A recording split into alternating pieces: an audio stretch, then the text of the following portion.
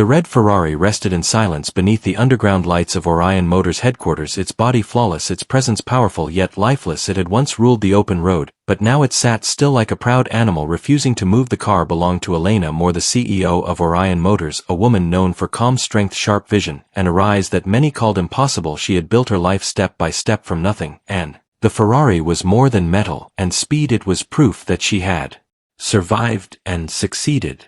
The failure came without warning. One quiet night Elena was driving home when the engine lost power. Lights flashed, the steering tightened, and within moments the car rolled to a stop on an empty road. The silence afterward felt heavy. The Ferrari was towed away before dawn, and by morning a team of engineers surrounded it with tools, tablets, and confidence. They believed the solution would be simple. It always was for them.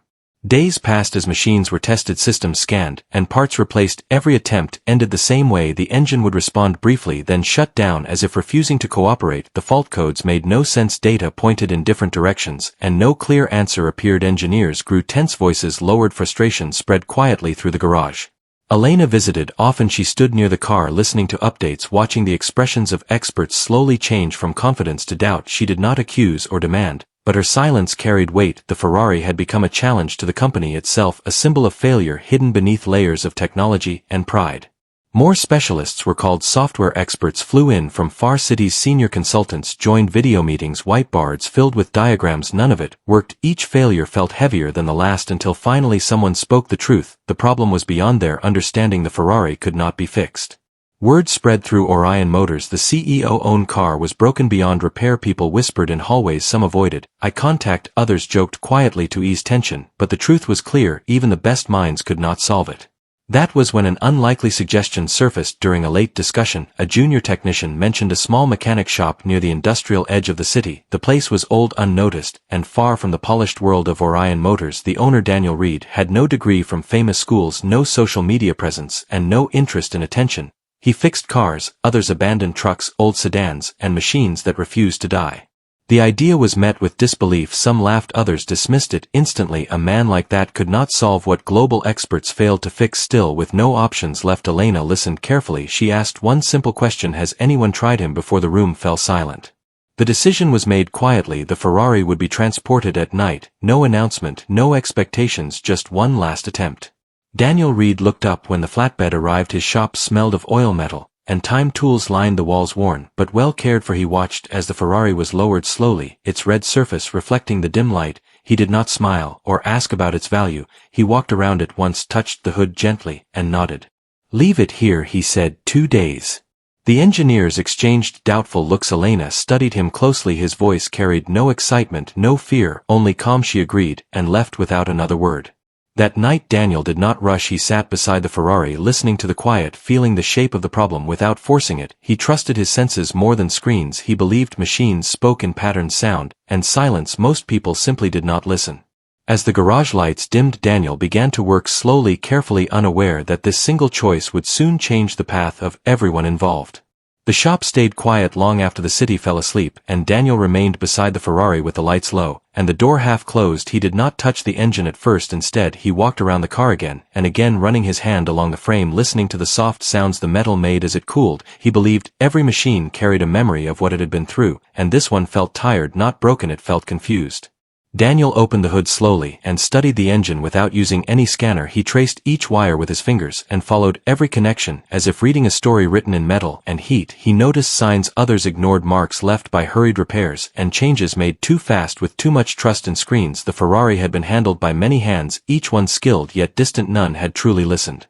As hours passed, Daniel began to see the pattern. The problem was not a single broken part. It was a quiet conflict between systems that were meant to work together, but no longer trusted each other. A control unit had been replaced recently, and while it matched the design, its connection was slightly wrong. Not enough to trigger alarms, not enough to appear on reports, but enough to confuse the entire system again and again.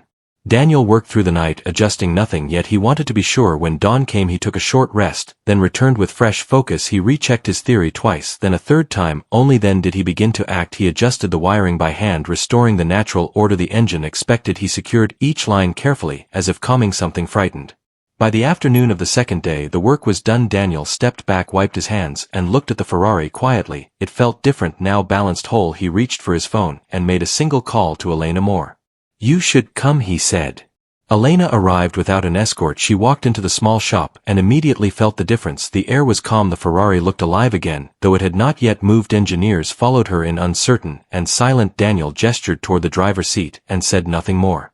Elena sat inside, her hands steady though her heart raced. She pressed the start button, and the engine responded instantly, smooth, strong, and confident. The sound filled the shop, and for a moment no one breathed. The impossible had happened.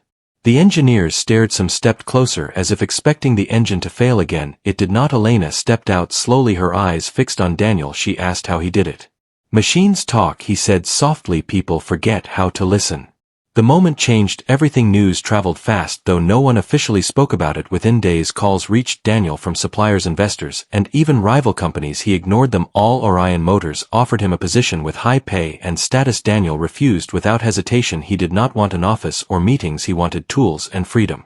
Elena understood. She did not argue. Instead, she asked for help with something larger. The company was struggling with a new engine design that passed early tests but failed under real conditions. Investors were losing patience, and the pressure was growing. Daniel listened carefully, then agreed under one condition: he would work his way without limits.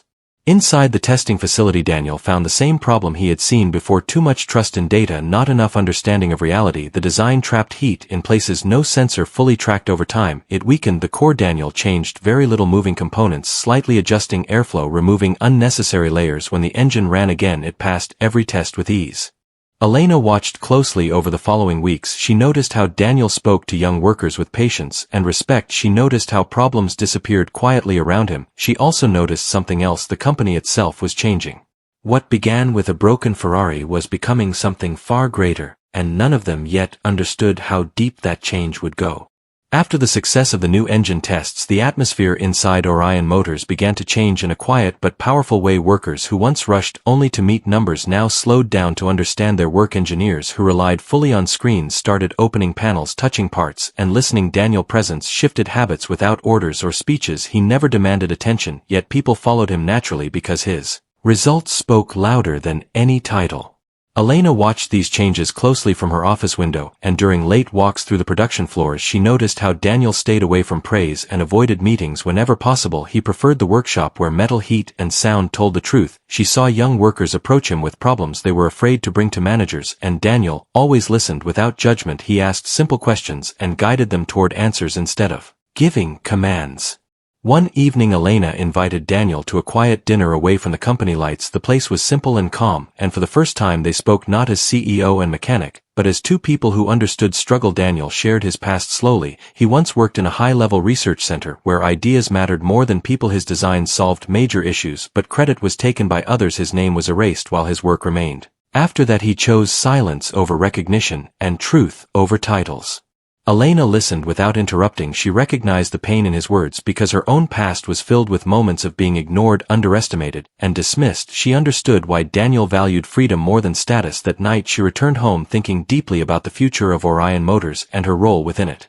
The next morning, Elena made a decision that surprised everyone. She announced the creation of a new division inside the company focused on real-world performance and long-term reliability rather than appearances and quick results. This division would operate differently: no unnecessary layers, no rushed deadlines, no empty reports, and she asked Daniel to lead it.